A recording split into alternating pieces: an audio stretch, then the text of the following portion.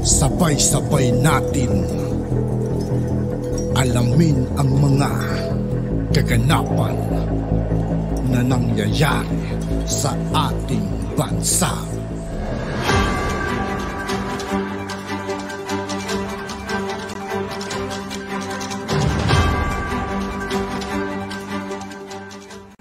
Yo, what's up mga kaibigan? This is I Talking po again.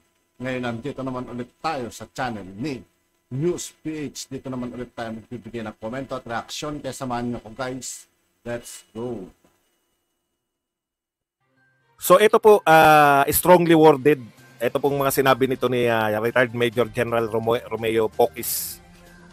Kakalusin po ang salot, no? Ibig sabihin, hindi po yung pagkakakulang lang ni Badoy ang nangyari, no, lately. Parang serye ito, no? Nagsimula to kung titignan natin, subukan po natin na alalahanin isa-isa, no. Nagsimula po to. Actually, ang sa akin po, ako simple lang to eh.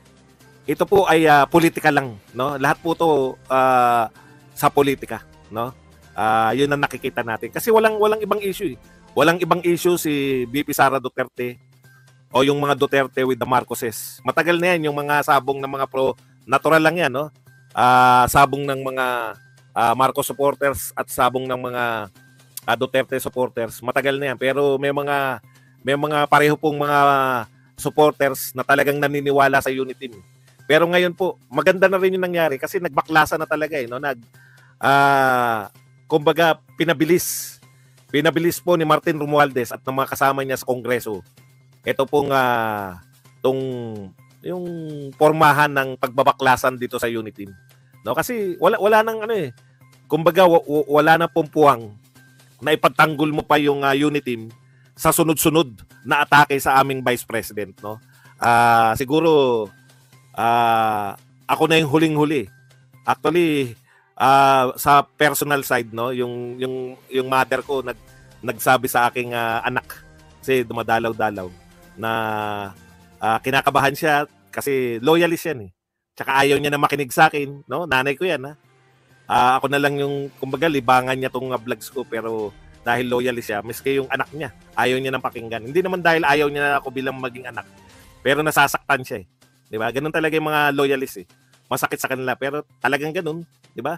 Kinakailangan nating manindigan para sa ating Vice President. Sunod-sunod kasi yung ginawa po nila, no? Tapos dahil na ilulusot nila, alam niyo 'yun, palaki ng palaki yung sunod-sunod na ginagawa nila. Nagsimula sa pag-question sa confidential fund sa Kongreso. Tapos ayun na nga, no, si VP Sara pati yung mga confidential fund ng kanyang pagiging mayor ng Davao City. Talagang ang purpose wasakin eh, no? Wasakin si VP Inday Sara. Parang ano yan eh, meron pong pangyayari na bumaba po yung naalala niyo, no? Tiniming nila nung bumaba po yung, hindi ko alam kung nauna ba yung confidential fund na atake nila or kasabayan halos nung pagbaba nila ni PBBM ng bumaba yung kanilang rating, di ba? Trust rating, etc. Mataas pa rin, pinakamataas pa rin si VP Sara pero bumaba lang. May nakasilip na pwede na nating atakehin to. No, yun yung nakita ko na parang simula ng atake na to kay VP. Lahat to sa mga Duterte, no? Tapos sunod-sunod na si Tatay Digong, yung ICC. Sunod-sunod yan eh. Tapos ito nga SMNI. Hanggang ngayong araw na to, pinag-uusapan pa rin yung pagpapasara sa SMNI. Isang house po yun. Sa kabila po ng lahat na nagaganap sa Pilipinas, ang buong focus nitong House of Representatives, may ginagawa silang kakaiba pero dito sila nakapokus lahat eh. Pagtatanggal ng hindi po simpleng tinanggal yung confidential fund eh. Parang niluto po nila, wala pong akusasyon kay VP Sara Duterte. Pinatagal nila yung usapin ng confidential fund na parang yung anong tawag doon? Parang ang sama-samang tao ni VP Sara Duterte dahil may confidential fund siya, no? Tapos tinuring nilang tagumpay, dire-diretso hanggang sa eto na nga, nag-culminate na nga sa pagpapakulong dito po sa mga defenders, no? Talagang kitang-kita nyo na sinagad nila hanggang pati itong mga PMAers. Tsaka ang yayabang po ng mga supporters niyan, no? Ay impeachment pa pala, pinalutang din nila. So ICC, balik na naman. Tapos pinalaya nila si De Lima para maging attack dog. Di ko naman sinabing kunwari, di ba? Ipagpalagay na natin na nagkataon lang. Ayun, nagkataon na yun. Kasi paglabas na paglabas eh. Imaginein po ninyo.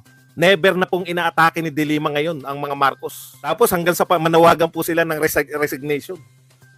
Grabe, no? Inunti-unti nila, pinasasama si VP Sara Duterte, impeachment tapos resignation. Kung hindi pwedeng impeach, magkusa ka na mag-resign.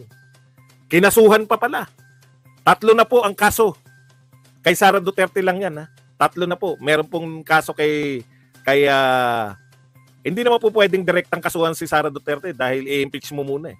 Ayun na nga, nadali sila ng impeachment. Hindi na matiis mismo ni Pangulong Marcos.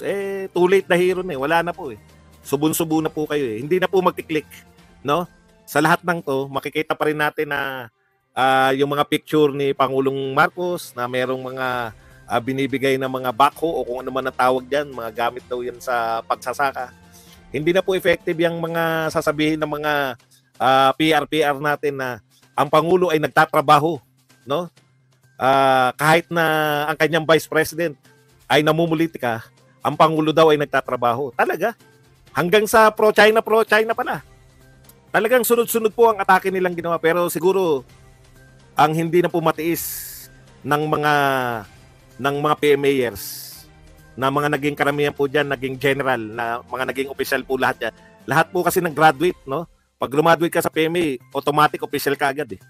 Lahat po ng official, may karanasan po yan sa pakikipaglaban dito sa mga Guro, hindi na po nila masikmura na dahil lamang sa politika, no? Ay alam niyo yun, yung lahat ng kanilang pinaghirapan at malapit na po nila for 50 years nilang nilabanan itong mga grupo na to, no? Mahigit 50 years. Sangkatutak po sa hanay nila.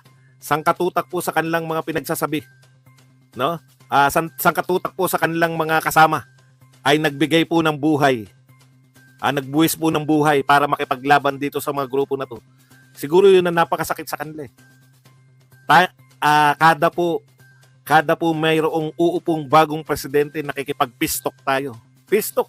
Yun ang tingin ko ng breaking eh. Pagkatapos po ng pistok,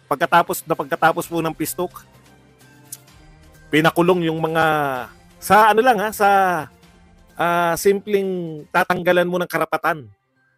Yung arrogance ng power ng House of Representative, no? Na napakulong nila si Ka Eric at saka to si Dr. Lauren Badoy. Excuse me po. Kilalang-kilala po to ng mga kasundaluhan na pangunahin. At sila lang po ang tanging may programa sa telebisyon. Sila lang po ang tanging may programa na direktang kumakalaban dito sa kalaban ng bayan. Yan yung ano eh. Yan yung sinasabi natin na napuno na yung saluk. Yan. Strong words po yan. At hindi na po sila papayag. Sabi nga nila, ngayon lang kami nag-unite. Hindi na po ubra yung sasabihin nyo na namumulitika. Si Sara Duterte pa namumulitika. Napakatagal po ni Sara Duterte na very supportive. Napakatagal niya po na talagang sunod-sunod lang po siya sa Pangulong Marcos. Sinasabi nyo, lagi nakakontra, kaya mag-resign. Ano po ang kinontra niya kay Pangulong Marcos? Kaisa-isa lang po, yung pistok. Sa pagkakaalam ko, eto pa lang po yung kauna-unahan na kinontra niya.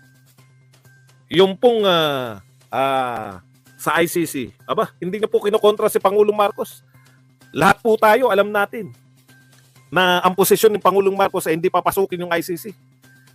Kaya hindi po yan masasabi na kinontra niya.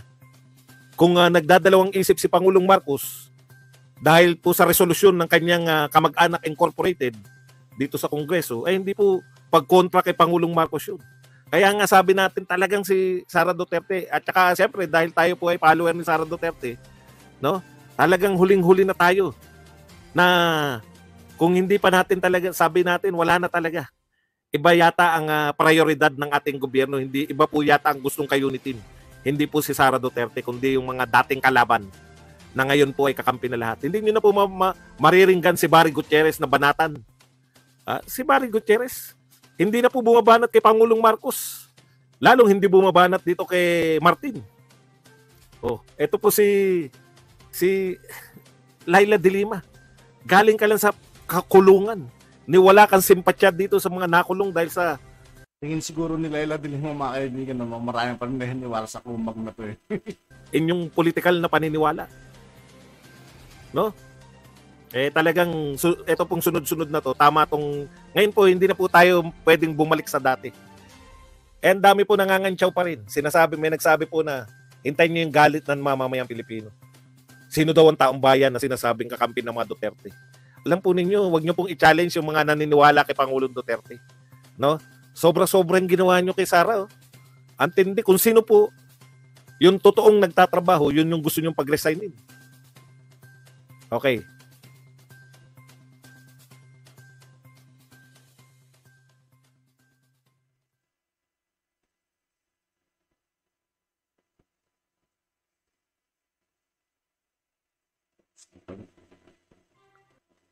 At yun nga po mga kaibigan, dito po nagtatapos ang ating reaction video.